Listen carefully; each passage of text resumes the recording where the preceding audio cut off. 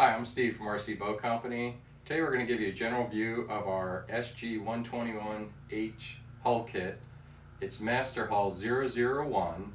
It's also known as the T-6, and it'll make many different boats from 2000 to present day. Our hull kit comes with a lot of parts. You're going to have to do some assembling, and I'll show you where they go on the boat. This boat comes with a front Canard Wing that goes in between the sponsons. The Canard Wing comes in two separate pieces. You'll have to epoxy them together. And I suggest putting a piece of foam down the center before you do, so this way if it comes off the boat it will float. And I made up this aluminum bracket that you would mount one on either side, and then you attach your wing to that bracket. And I even put a little slot in the back of it. You can see that right here. Just put like a little slot. And then what that'll do is you can then adjust this wing for a desired angle that you want. Also on this boat, you'll notice the black here is carbon fiber. And I put an extra couple of layers of carbon fiber on the inside of the sponson, so that this way you can actually drill and tap right into that to mount this bracket. And then this way you can then, again, mount your wing to that. On this hull there is a second wing, which is called the ram wing. And it comes with 4 pieces. They're unassembled. You'd have to glue them together. This black rod that you see here is a carbon fiber rod. It's a 3/8 rod that's glued to the 2 sponsons and the cockpit. That's also to help strengthen the front of this boat. Now these wings, you'll have to do some fitting. You'll have to round the inside of this here on the top and bottom and fit it inside the sponsons here and glue them into place. This hull has the cockpit up front here is also your radio box. This part that is actually as a step down here, you would go in from the edge a 1/2 inch all the way around and cut this part out so you can access your radio box and set your servos for your engine and your rudder and even maybe perhaps your 3rd channel.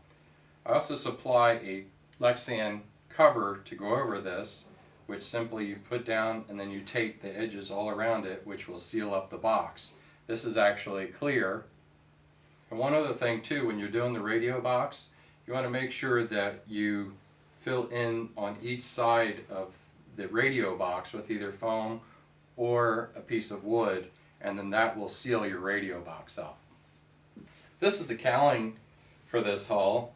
The cockpit is attached to the cowling. The other half of the cockpit is actually in the hull, built into the hull. The other pieces that come with this hull is the Lexan driver.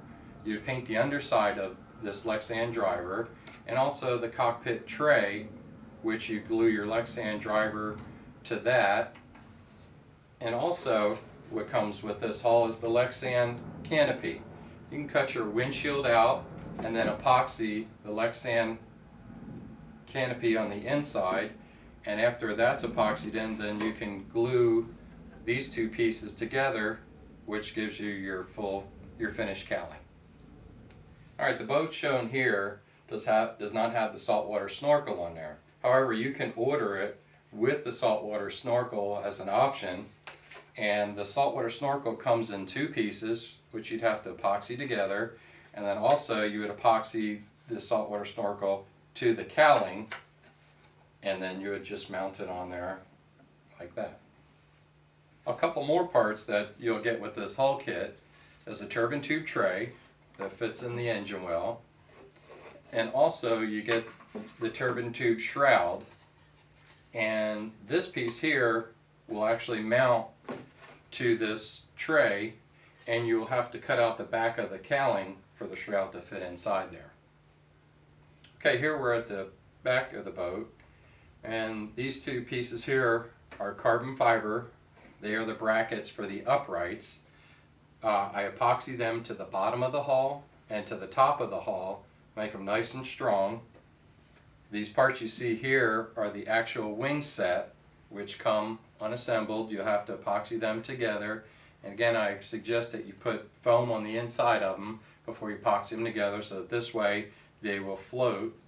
And once you epoxy the wing together, you slide it over the bracket and then you just drill through it, and that's what holds the wing on that piece.